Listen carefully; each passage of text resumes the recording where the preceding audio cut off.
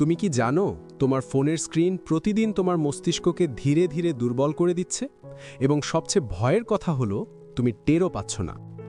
আজকের ভিডিওতে আমি তোমাকে দেখাবো ঠিক কিভাবে এটা হচ্ছে এবং কিভাবে তুমি নিজেকে বাঁচাতে পারবে। তাহলে শুরু করা যাক। আসসালামু আলাইকুম, কেমন আছো সবাই? আমার চ্যানেলে যারা নতুন এসেছো তোমাদের স্বাগতম, আর যারা আগে থেকেই আছো তোমাদেরকে অবিরাম ভালোবাসা। আজকে আমি একটা বিষয় নিয়ে কথা বলবো যেটা নিয়ে আমি নিজেও অনেক দিন ধরে ভাবছিলাম। এটা শুধু তোমার বা আমার সমস্যা না, এটা আমাদের পুরো প্রজন্মের সমস্যা। ভাবো তো একটু, সকালে ঘুম থেকে উঠেই প্রথমে কি করো? ফোন হাতে নাও, ফেসবুক স্ক্রল করো, ইউটিউবে শর্টস দেখো, হয়তো টিকটক, হয়তো ইনস্টাগ্রামের স্টোরি। রাতে ঘুমাতে যাওয়ার আগেও একই কাজ। একবার মাথায় হিসেব করো তো, দিনে কতটা সময় তুমি এভাবে কাটাচ্ছ? সৎভাবে উত্তর দাও নিজেকে। আমি যখন প্রথমবার আমার ফোনের স্ক্রিন টাইম চেক করলাম, চমকে গিয়েছিলাম।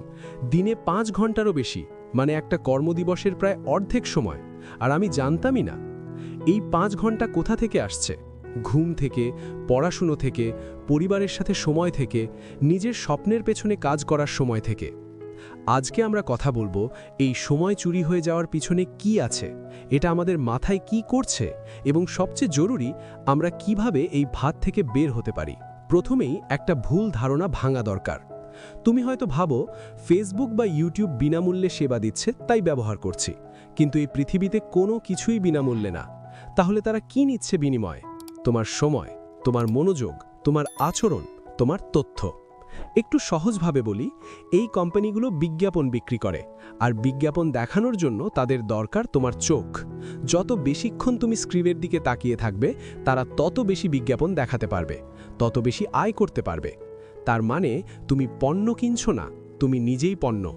এখন প্রশ্ন হলো, এই কোম্পানিগুলো তোমাকে আটকে রাখে কিভাবে? প্রথম কৌশল, ডোপামিন লুপ। তোমার মস্তিষ্কে একটা কেমিক্যাল আছে, ডোপামিন। এটা আনন্দ, পুরস্কার এবং প্রত্যাশার অনুভূতি তৈরি করে। যখন তুমি কোনো ভালো খবর পাও, প্রিয় মানুষের সাথে দেখা হয়, কোনো লক্ষ্য অর্জন করো, ডোপামিন বের হয়। সোশ্যাল মিডিয়া এই একই সিস্টেমকে ব্যবহার করে। তুমি একটা পোস্ট দিলে, এখন তোমার মস্তিষ্ক অপেক্ষা করছে কতটা লাইক পাবো, কেউ কমেন্ট করবে। প্রতিটা নোটিফিকেশন একটা ছোট্ট ডোপামিন হিট। তারপর সেটা কমে যায়, আবার চাই, আবার চেক করো। এটা ঠিক জুয়া খেলার মতো। স্লট মেশিনে যেমন হয়, বেশিরভাগ সময় কিছু না, কিন্তু মাঝে মাঝে জ্যাকপট। সেই অনিশ্চয়তাই তোমাকে বারবার টানে। দ্বিতীয় কৌশল, অসীম স্ক্রোলিং। একটা বই পড়লে শেষ হয়, একটা সিনেমা দেখলে শেষ হয়, কিন্তু ফিড কখনো শেষ হয় না। এটা ইচ্ছাকৃতভাবে ডিজাইন করা হয়েছে, কারণ যখন কোনো প্রাকৃতিক থামার জায়গা নেই, তুমি থামতে পারো না। বারবার নিচে টানো, নতুন কিছু আসে। তৃতীয় কৌশল, ব্যক্তিগত অ্যালগোরিদম। তুমি একটা ভিডিওতে একটু বেশিক্ষণ থামলে, অ্যালগোরিদম বুঝে যায় তোমার পছন্দ, সে আরও বেশি সেই ধরনের কন্টেন্ট দেখায়। তুমি ভাবো এটা কাকতালীয়, আসলে এটা গণিত। তোমার প্রতিটা ক্লিক, প্রতিটা স্ক্রল, প্রতিটা পজ ডেটা হিসেবে রেকর্ড হচ্ছে, এবং সেই ডেটা ব্যবহার করে তোমাকে আরও বেশি আটকে রাখার চেষ্টা চলছে। চতুর্থ কৌশল, সামাজিক চাপ। দেখলে না মিস করলে, এই ভয়টা ইংরেজিতে বলে FOMO, fear of missing out. সবাই যখন একটা ট্রেন্ড নিয়ে কথা বলছে, তুমি না জানলে পিছিয়ে পড়বে, এই অনুভূতি, এটাও তোমাকে অনলাইনে টেনে রাখে। এখন কথা বলি, এই অভ্যেসগুলো আমাদের মাথার ভেতরে ঠিক কি করছে। প্রথম ক্ষতি, মনোযোগ ধ্বংস হচ্ছে। একটা গবেষণার কথা বলি, 2004 সালে একজন মানুষ একটা কাজে গড়ে 2 মিনিট 30 সেকেন্ড মনোযোগ দিতে পারত বিরতি ছাড়া। 2023 সালে সেই সময় নেমে এসেছে মাত্র 47 সেকেন্ডে। মানে আমাদের মনোযোগের ক্ষমতা এক প্রজন্মেই 3 ভাগের 1 ভাগ হয়ে গেছে। এটা কি বোঝায়? তুমি যখন পড়াশোনায় বসো, 47 সেকেন্ড পরে মন উড়ে যায়।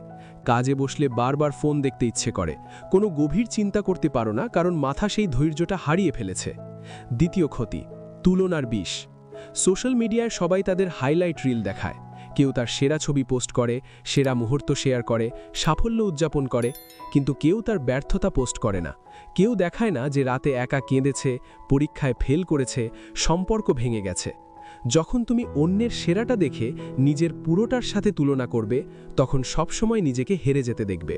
এটা স্বাভাবিক, কারণ তুলনাটাই বেঠিক। মনোবিজ্ঞানীরা বলেন এটাকে আপওয়ার্ড সোশ্যাল কম্প্যারিজন। এর ফলে হতাশা বাড়ে, আত্মবিশ্বাস কমে, নিজেকে অপর্যাপ্ত মনে হয়। তৃতীয় ক্ষতি, মিথ্যা বাস্তবতা। সোশ্যাল মিডিয়ায় অনেক কিছুই বাস্তব না। ফিল্টার দেওয়া ছবি, সম্পাদনা করা ভিডিও, অতিরঞ্জিত গল্প। কিন্তু আমাদের মস্তিষ্ক এটা দেখতে দেখতে ভাবতে শুরু করে এটাই স্বাভাবিক জীবন। ফলে আসল জীবন, যেটা অনেক সাধারণ, অনেক সংগ্রামের, সেটাকে অর্থহীন মনে হয়।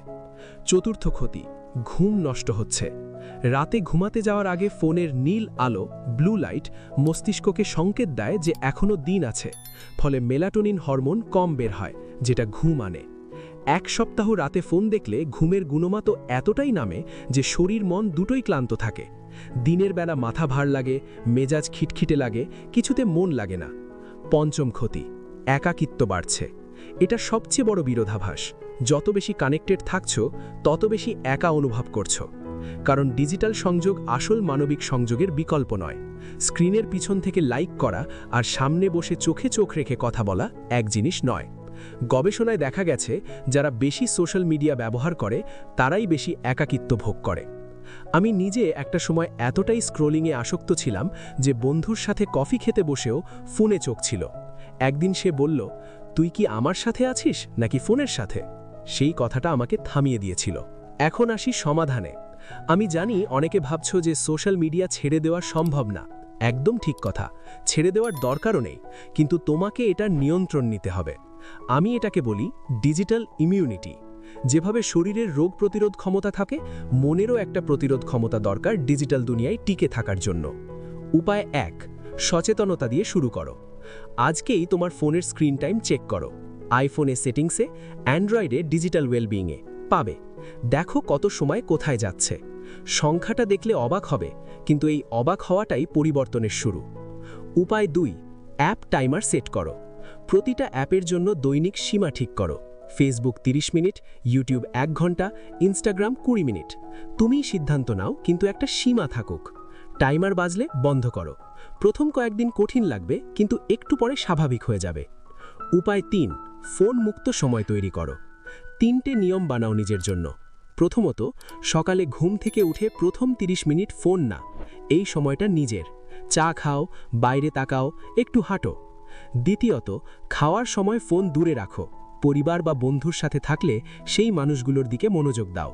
তৃতীয়ত, রাতে ঘুমানোর 1 ঘন্টা আগে স্ক্রিন বন্ধ।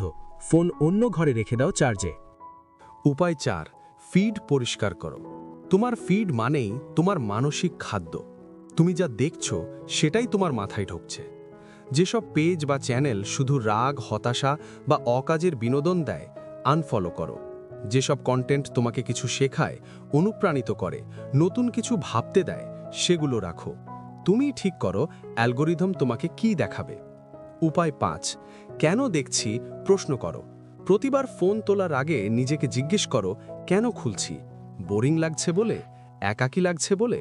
কোনো নির্দিষ্ট কারণ আছে? যদি উত্তর না থাকে, ফোন রেখে দাও।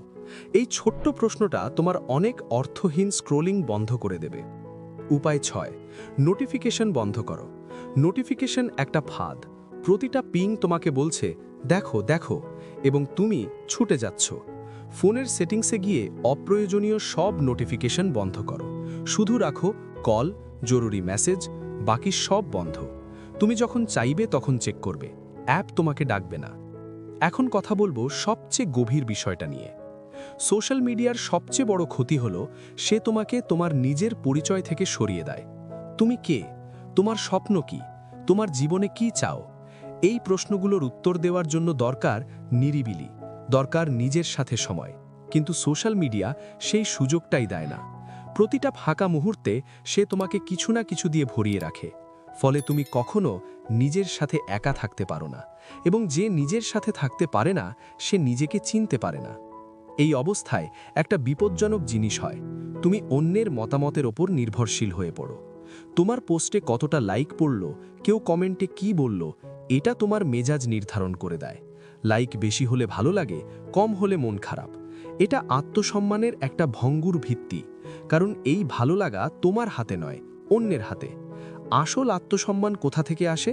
আসে নিজেকে চেনা থেকে, নিজের মূল্যবোধ জানা থেকে, নিজের সাথে সৎ থাকা থেকে। এবং এই কাজগুলো সোশ্যাল মিডিয়ায় করা যায় না। এগুলো করতে হয় স্ক্রিন থেকে দূরে, নিজের ভেতরে তাকিয়ে। তোমার একটাই প্রতিযোগী আছে, গতকালের তুমি। অন্যের সাথে নিজেকে তুলনা করা বন্ধ করো। তোমার জীবন তোমার পথে চলছে, তার জীবন তার পথে। দুটো পথ এক না, তাই তুলনাও হয় না।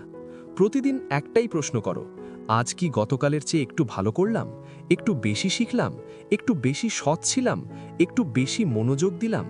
এই ছোট ছোট উন্নতিগুলো মিলিয়েই তৈরি হয় একটা অর্থবহ জীবন।